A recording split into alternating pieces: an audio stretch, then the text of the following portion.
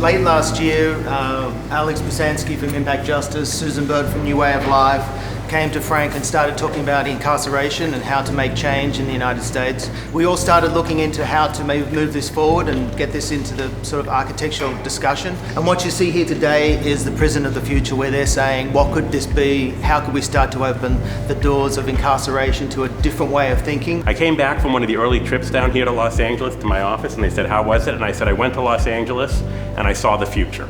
And it's an incredible future, and it's an optimistic, hopeful, beautiful place that I got to see. How does telling a story about the future, how does that help change the world we live in today and set us off in a trajectory that's different? We met with a bunch of people and visited prisons. Just having started this and done this has already led to some inquiries. So this is not all for naught, apparently. It's a privilege. We're incredibly proud that our students get the chance to work in a project so important like this, and of course to work with Frank Gehry and all the team.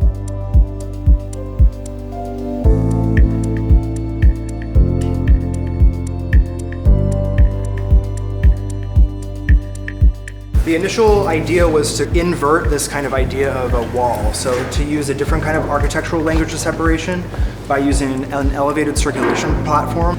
We have a site adjacent to the LA River, adjacent to Boyle Heights, Aliso Village, also downtown LA. One of my initial thoughts was to bring the river into the site to create a kind of wetlands typology. The idea of the incarcerated population and the collective at large, the citizens of LA, kind of come together in the park. You meet your neighbor in the park is a pretty strong, radical, and pretty wonderful idea. This kind of principle of normality, this idea that if your rights are suspended, that doesn't mean your dignity should be also suspended.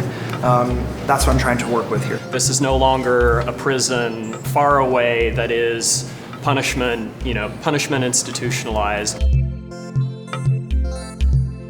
The whole kind of model revolves around education, and it revolves around workforce training, and it involves around getting people ready for going back into society. The classrooms are all above, elevated, and wrapped down around the building.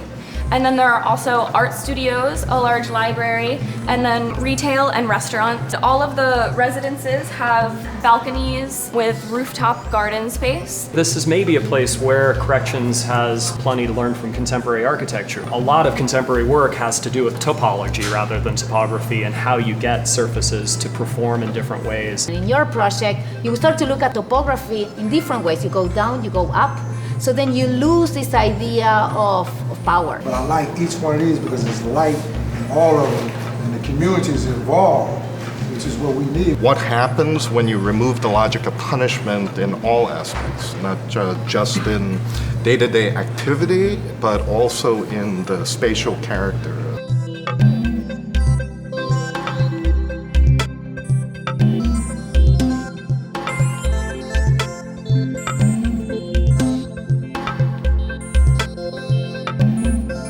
We have views to downtown.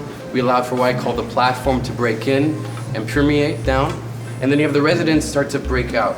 This allows for an integration down to Boyle Heights, down to its topology. Moreover, it allows for every person to have a window. The question of what people are allowed to see when they're in these facilities, and how that vision establishes some possibility of future, I think is a hugely important question. The most important part, which should have less density, is the residence, because that's where you're living, that's where you're sleeping.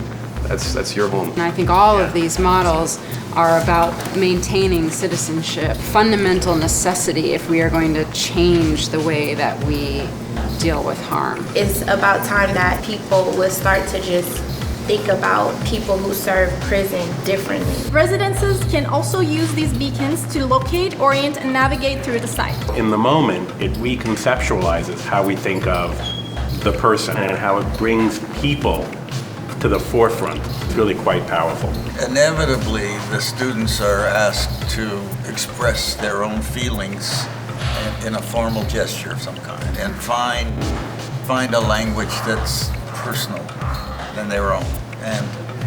And so this studio subverts that a little bit, because the social issues are so compelling. What can you do with it? What can you make an architecture out of it? And it's the beginnings of it. Bravo for trying.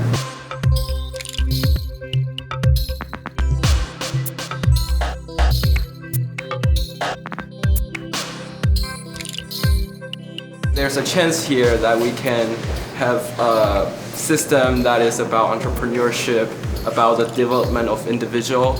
Taking materials from a conventional prison and kind of reestablishing them. He's done it. Those two buildings are as good as it gets.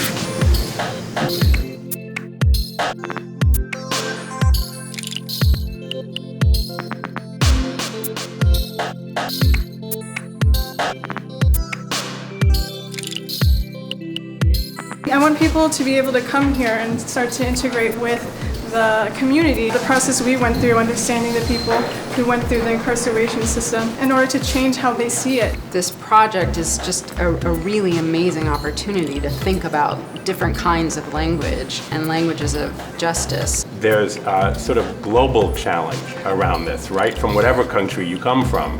And it's really incredible to sort of see the way in which, through what we've done and what you've done all, is the role of community. It should be like that. I mean, this is what we do. We aspire to do something better. It cannot be done any other way.